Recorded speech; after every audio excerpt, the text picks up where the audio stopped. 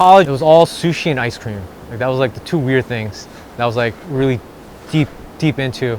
I was actually doing like ice cream marathons where like there was like, I remember one summer where I literally went to every single ice cream shop in the city, just eating ice cream from like 9 a.m. to midnight. My name is David. I'm the owner of Davey's Ice Cream in Brooklyn, New York. I got you stuck off the realness. We be the infamous, you heard of us. So we've been doing it the same way for 10 years now. I pasteurize everything here. We're a certified dairy plant. We make everything from scratch. Like literally from scratch. We get all the milk coming in from Hudson Valley, and we get the sugar and the cream. It's all my own formulations. So, you know, it's like uniquely Davey's ice cream. Back in the day, I was a designer at an ad agency. You know, I kind of hit a ceiling. You know, I remember telling my boss I was quitting to make ice cream, and then he thought that was crazy. But the more I thought about it, there was something there. Ice cream is like a creative medium. You know, I still want to be in design. You know, I still want to be creative. At the same time, I want to be a little bit more hands-on. You know, you can translate any idea into ice cream in a weird way. Yeah, I grew up in Long Island. I was skating through middle school, high school, and then that's when I kind of got really deep into graphic design. And then that's how I got into Parsons School of Design for college. And then from there I was in the city. When you're living in the city, you know, you don't ever think about cars, right? Like you don't need a car. It's always subway or you're riding a bike. And it's just, and you know, things kind of change once you start business. That's when I realized for the first time, oh shit, you know, I need a car to kind of start doing business.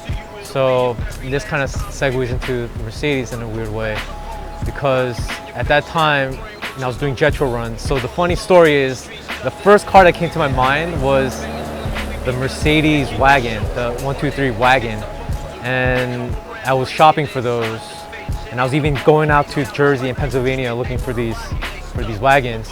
Then my dad stepped in and he's like, Dave, you know, you need a car that's not gonna break down, you know, when you're working. You cannot get a fucking wagon right now. You can get that later. So, I drive a 1982 Mercedes 300 CD Coupe. Hell, I even knew one myself once. Totally fucking badass.